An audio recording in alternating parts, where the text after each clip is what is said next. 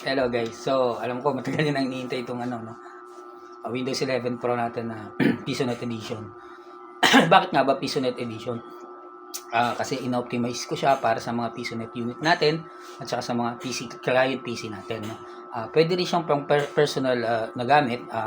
Kaya lang dapat aware po kayo na wala po itong Defender. Tinanggal ko po ang Defender at saka firewall at saka ilang mga security system na nakalagay dito ay pinag-aalis ko, no, kasi para hindi tayo nahihirapan i-install si Deep Freeze at saka si Defender Remover. Pwede nyo pa rin naman gamitin si Defender Remover kung gusto nyo na totally clean up, no, pero clean up na po talaga yan, kaya lang mas maganda pa rin kung may mag-aalis talaga na software. Yun, so ito po yung Pisonet Edition natin na free. Free lang to, kaya lang to free kasi naka-insiders preview po to.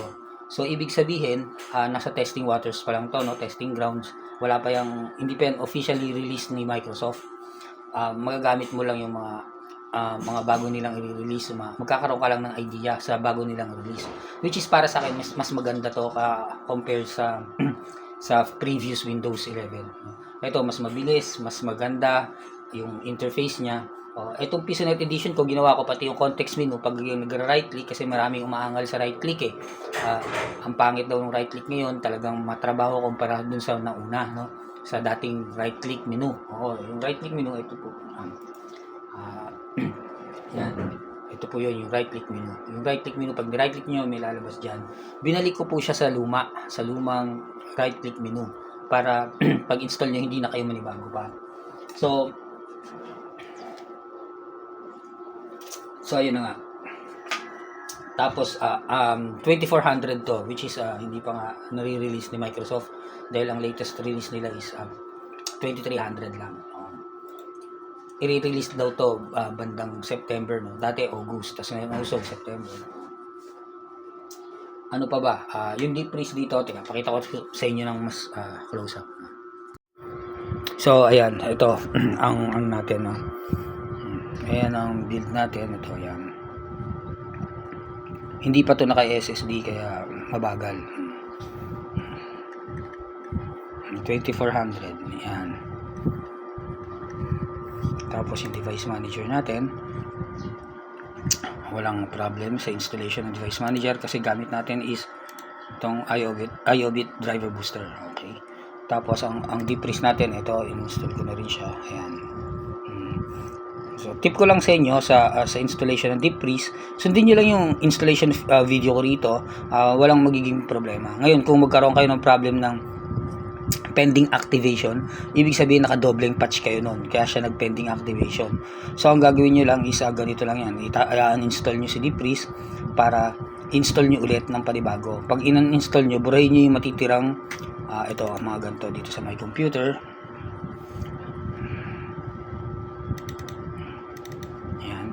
Burahin nyo lang itong mga DF na yan. DF install tsaka per C yung matitira dyan pag in-install nyo. Pagka nabura nyo na yan, install nyo ulit ng panibago. Pag na-install, sundin nyo lang yung installation video ko at wala kayong magiging problema. Napaka-importante guys ng restart Wag nyo lalampasan yung restart. Napaka-importante nun. Okay, sa pag-install ng Deep Freeze. Mga 3 beses kayo magre-restart dyan pag-install. Kung di ako nagkakamali. So ito yun, ito yung freebies natin na yan. Yan yung free Windows 11 Pro 2400. Yan yung latest up to date ngayon, ano? Ano ngayon? Ano ba ngayon? Ayan, dito nyo. June 21, okay? June 21, 2024. Yan yung pinaka latest release na po nila yan. Tinanggal ko na si Defender, tinanggal ko na si Firewall, at wala na rin po itong Windows Update. Tinanggal na rin natin si Windows Update.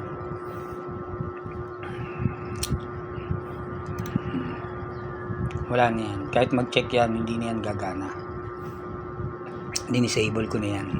Pero mas maganda kung ano kayo, i-disable nyo ng todo na rin. Kung mag-update siya, pero kung hindi, mas maganda, okay na yan. Tinanggal ko na kasi yung update dyan. So talagang slipstream po ito. Walang apps, walang bloatware, walang keylogger, wala lahat. Office 2024. 2K24 po yan. Nakalagay dyan. Nilagay ko. Updated din po kasi tayo dyan. So, ayan. Ito po yung freeware na pwede nyo i-download sa FB page ko. Okay? So, ano nga bang may nagtatanong din sa akin, ano ba yung mga makukuha mo kapag sa paid version, no?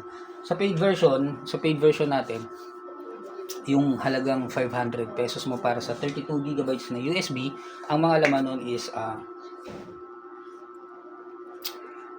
Windows 11 Pro, latest release ni Microsoft mismo.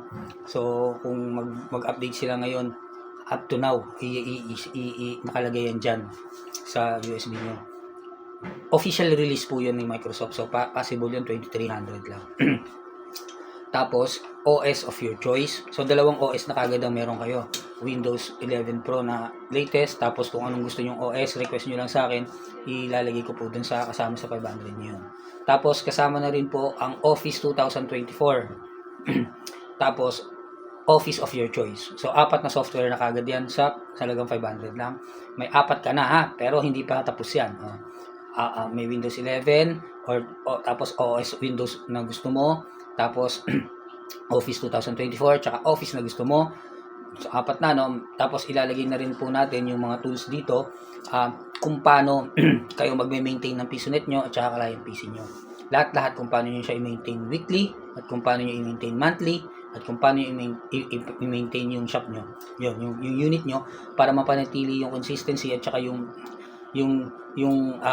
stable ng mga PisoNet nyo at saka unit nyo. May tutorial video rin na nakalagay na doon kung paano nyo gagamitin yung mga software na ilalagay ko doon. Siguro 5 or 6 na software ang ilalagay ko doon para pang-optimize ng unit nyo. Kung ano yung mga gagawin nyo weekly para parang fresh ulit, hindi na kayo magfo-format lang kayo kung magkakaroon ng problema. So, wala kayong magiging problema dun. Sa halagang 500 nyo, napakalaki na nun, na marami na kayong natutunan dun, no? So, maliit lang ang 500 para matutunan yung mga nandun na nakalagay sa USB na yun. Actually, maliit lang. Pero hindi pa ako sigurado talaga kung 500 pesos. Kasi nga, hindi pa kami nakakasundo ng supplier. Wala pa akong makuha.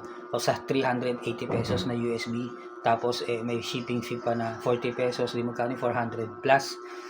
Ngayon, tapos kapag umorder kayo sa akin, syempre, magsi-shipping fee ulit na naman tayo. So, wala na akong abonato na lalo, di ba? So, sa akin, kumita lang sana ako kahit 100 pesos, walang problema eh. Kasi mag-e-effort ako dyan, maglalagay tayo ng kuryente dyan, at maglalagay tayo ng time dyan. So, kailangan din naman natin kahit paano pang tustos dyan, no? Pero yung hindi naman, kilala nyo ako, patas tayo, hindi tayo tumataga ng malakihan, hindi natin kailangan nun. Kailangan lang natin yung maging healthy tayo, masaya na tayo dyan. So, yun na nga, no? Ito, yun ang magandang paid version. Kasi yung paid version talaga, lahat nandun tutorial. Para ka na rin nagbayad nag-enroll ng basic troubleshooting sa PC nyo. Yun lang, maraming salamat po. Yung link nasa Facebook page ko, doon nyo po makikita yung link. Kasi binablock dito ni YouTube. So, sa Facebook ko na lang, puntahan nyo na lang doon, message nyo ako, or kung may mga problem kayo, may mga tanong kayo, may mga software kayo na gustong i-ano natin. So, sabihin nyo lang sa akin. Kapag alam ko yan, walang problema, wala tayong pag-uusapan. Dito tayo mag-uusap sa YouTube. Salamat po. Magandang araw.